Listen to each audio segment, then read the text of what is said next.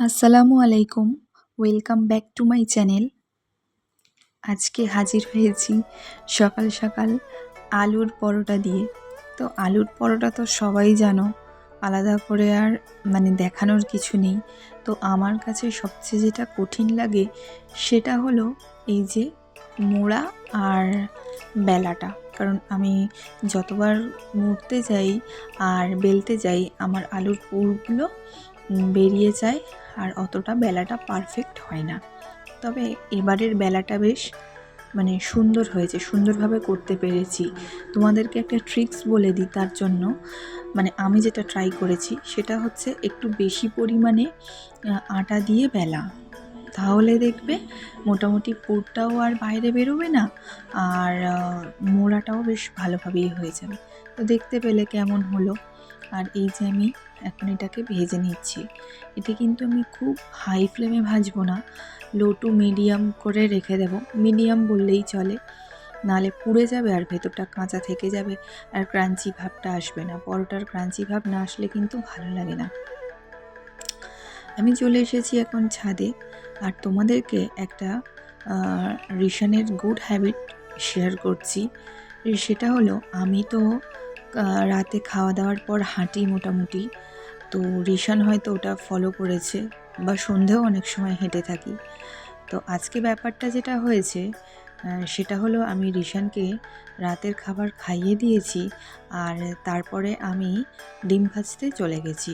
আর রিশান দেখলাম যে একা একা হাঁটাহাঁটি করছে, ঠিক যেমনটা আমি হাঁটি ঠিক তেমনভাবেই হাঁটাহাঁটি করলো। মোটামুটি 4-5 পাক মতন, 4-5 বার মতন হাঁটলো। তারপরে দেখলাম যে হাঁপিয়ে গেছে, দম হয়ে গেছে, তখন কোলে তুলে নিয়েছি। তো যাই হোক, আমি এরপরে চলে এলাম ওপরে, ওপরের ঘরে। বিছানাটা আমি তুলে নিচ্ছি এখন, আর তুলে নিয়ে আর আমি নিচে চলে যাব। এই কাঁথাটা যখন আমি ভাঁজ করি তখন আমার হাতে কিন্তু একটু ভিজে লাগেনি, বাট পুরোপুরি যখন ভাঁজ হয়ে গেছে তখন হালকা ভিজে লাগলো। আমার তারপরে মনে হলো হতে পারে যে রিশানের ডাইপার লিকেজ হয়েছে। তো কাঁথাটা সেই জন্য আমি ভাঁজ করেও আমি বাদ দিয়ে দিয়েছি, ওটা ধুতে হবে বলে।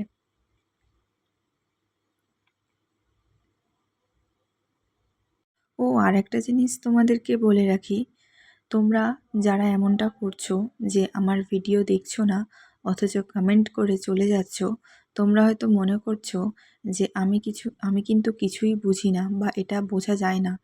কিন্তু তোমরা কি এটা জানো? এটা কিন্তু ভালোভাবেই বোঝা যায় যে কে কার ভিডিও কতটা দেখলো বা ফুল ওয়াচ করলো কি করলো না। তো দেখো, আমি তোমাদেরকে মাথার দিব্যি দিচ্ছি না যে আমার ভিডিও ফুল দেখতেই হবে দেখতেই হবে। তবে যখন হাতে সময় থাকবে না তখন দেখো না, পরে দেখে নিও। তো যাই হোক, আমি এখন চলে এসেছি নিচে আর অলমোস্ট আলুর পরোটাটা ঠান্ডা হয়ে গেছে। তো আমি এখন খাচ্ছি আর দেখো পুরগুলো বেশ একদম মানে খুব সুন্দরভাবে একটা মাখো মাখো ব্যাপার হয়ে গেছে।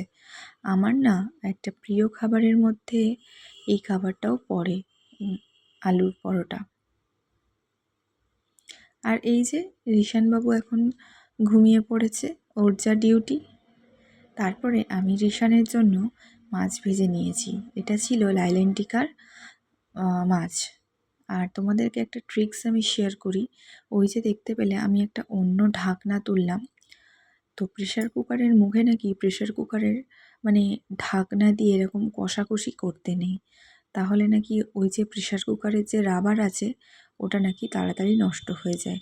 আমি কিন্তু এটা জানতাম না, আমি শুনেছি। তো তারপর থেকে আমি অন্য ঢাকনা দিয়ে ঢাকাঢাকি করি। তো যাই হোক, এই দেখো রিশান তারপরে খেলা করছে এখন। আর সন্ধেবেলা হয়ে গেছে, এখন তো মোটামুটি একটু ঠান্ডা ঠান্ডা ভাব, মেঝেটা ঠান্ডাই থাকে, তাই জন্য ওকে মোজা পরিয়ে রেখেছি। তো যাই হোক, ভিডিওটা আমি আজ এখানেই এন্ড করলাম। কেমন লাগলো আমাকে কমেন্ট সেকশানে জানিও। আর যদি ভালো লেগে থাকে তাহলে অবশ্যই একটা লাইক করে দিও। তোমাদের একটা লাইক আমাকে নেক্সট ভিডিও বানাতে অনেক মোটিভেট করে। টাটা।